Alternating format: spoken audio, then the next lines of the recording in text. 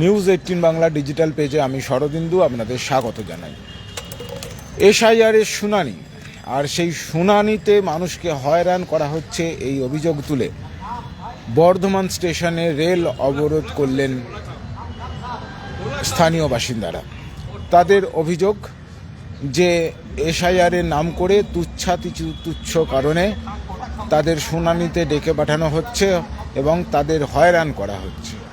এরই প্রতিবাদে আমরা দেখলাম বর্ধমান স্টেশনের 1 এবং 2 নম্বর প্ল্যাটফর্মে বেশ কিছু সাধারণ মানুষ তারা জমায়েত হন এবং জমায়েত হয়ে তুমুল বিক্ষোভ দেখান এবং বিক্ষোভের পাশাপাশি তারা স্লোগান দেন নির্বাচন কমিশনের বিরুদ্ধে, কেন্দ্রীয় সরকারের বিরুদ্ধে।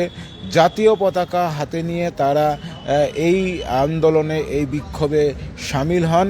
এরপরে দেখা যায় যে তারা 1 ও 2 নম্বর প্ল্যাটফর্মে রেল অবরোধ করে। প্ল্যাটফর্মের ওপর দাঁড়িয়ে পড়ে, বসে পড়ে তারা অবরোধ শুরু করে, বিক্ষোভ দেখাতে শুরু করে এবং এই ঘটনায় জেরে স্বাভাবিকভাবেই সাধারণ যাত্রীদের মধ্যেও একটা উত্তেজনার সৃষ্টি হয়, একটা দুশ্চিন্তার সৃষ্টি হয় যে এই অবরোধের ফলে রেল চলাচল ব্যাহত হবে কিনা, ট্রেন চলাচল ব্যাহত হবে কিনা, সে ব্যাপারে তারা উৎকণ্ঠা প্রকাশ করেন।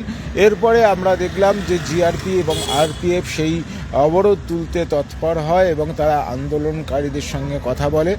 ইতিমধ্যে একটি টোটোকে স্টেশনে ঢোকানো হচ্ছিল, যেখানে মাইক বাঁধা ছিল এবং তারা স্লোগান দেবে বলে ঠিক করেছিল আন্দোলনকারীরা। সেই টোটোকে স্টেশনে ঢুকতে আরপিএফ বাধা দিলে একটা উত্তেজনার পরিস্থিতি তৈরি হয় এবং আন্দোলনকারীদের পক্ষ থেকে সেখানে কুশপুতুল দাহ করা হয়।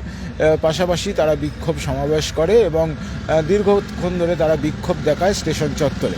এই যে অবরোধ তারা শুরু করলো, এই অবরোধ শুরু হয় 1 নম্বর এবং 2 নম্বর প্ল্যাটফর্মে। ফলে ট্রেন চলাচল ব্যাহত হবার একটা আশঙ্কা দেখা দেয়। যদিও আরপিএফ এবং জিআরপি আন্দোলনকারীদের সঙ্গে কথা বলে এবং 7 মিনিট পর সেই অবরোধ উঠে যায়। ফলে যাত্রীরাও নিশ্চিন্ত হন এবং তারপরে আবারও ট্রেন চলাচল শুরু হয়। এখন ট্রেন চলাচল স্বাভাবিকই রয়েছে।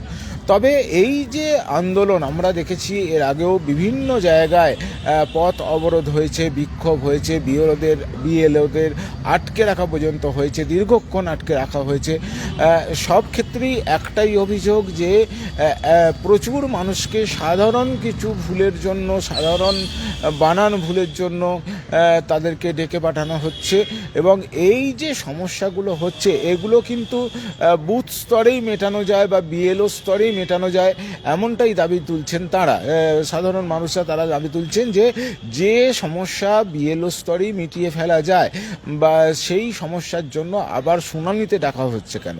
শুনানি কেন্দ্র কোথায় হচ্ছে না? ব্লক অফিসে হচ্ছে, জেলা শাসকের অফিসে হচ্ছে। এই যে ব্লক অফিসে শুনানি হচ্ছে, এর ফলে এলাকার বাসিন্দাদের, কোনো এলাকার বাসিন্দাদের অন্তত 25-30 কিলোমিটার দূরে ব্লক অফিসে এই শুনানির জন্য তথ্য নিয়ে যেতে হচ্ছে। ফলে গ্রামের বেশিরভাগ মানুষ, দরিদ্র মানুষ, তাদের পক্ষে কাজ বন্ধ করে যাওয়া একটা কঠিন ব্যাপার হয়ে যাচ্ছে। অনেকে অসুস্থ রয়েছেন, শারীরিকভাবে অক্ষম রয়েছেন, তাদেরও বহু দূরের ব্লক অফিসে যেতে হচ্ছে এবং অনেক দিন মজুর রয়েছেন যারা দিন আনেন দিন খান, তাদের পারিশ্রমিক নষ্ট হচ্ছে, তাদের উপার্জন নষ্ট তো হচ্ছেই, উল্টে তাদের আবার যাতায়াতের জন্য বাড়তি খরচ বহন করতে হচ্ছে এবং সকাল থেকে সন্ধ্যা পর্যন্ত তাদেরকে লাইনে দাঁড়িয়ে থাকতে হচ্ছে। সব মিলিয়ে একটা চূড়ান্ত হয়রানির মধ্যে পড়তে হচ্ছে, এমনটাই অভিযোগ করছেন তারা। এবং এরই প্রতিবাদে আমরা দেখছিলাম বিভিন্ন জায়গায় পথ অবরোধ হচ্ছিল, জাতীয় সড়ক অবরোধ হয়েছে।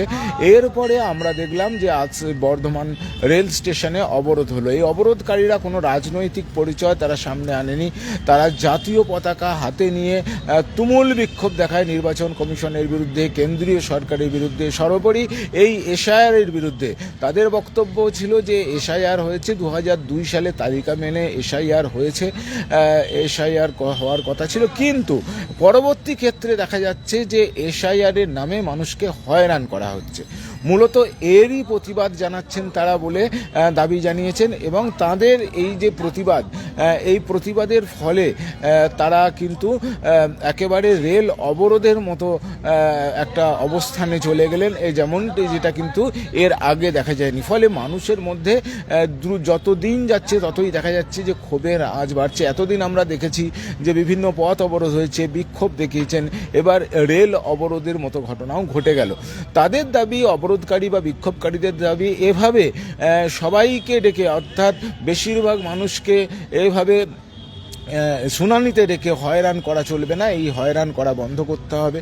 পাশাপাশি যেটা বলা হয়েছে যে সুপ্রিম কোর্টের নির্দেশ মেনে যা যা সুপ্রিম কোর্ট নির্দেশ দিয়েছে তা অবিলম্বে কার্যকর করতে হবে, নচে তারও বৃহত্তর আন্দোলনের ডাক দেওয়া হবে।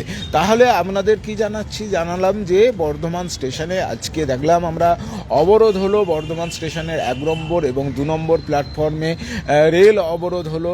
কিছুক্ষণ রেল অবরোধ চলার পর জিআরপি এবং আরপিএফ মধ্যস্থতায় সেই অবরোধ উঠে যায়। এরপর অবরোধকারীরা বিক্ষোভ দেখালেন এবং তাদের মূল অভিযোগ যে এসআইআরের নামে মানুষকে হয়রান করা হচ্ছে, তা বন্ধ করতে হবে। এবং তারপরও তারা বেশ কিছুক্ষণ রেল স্টেশন চত্বরে, বর্ধমান স্টেশন চত্বরে বিক্ষোভ দেখায় জাতীয় পতাকা হাতে নিয়ে।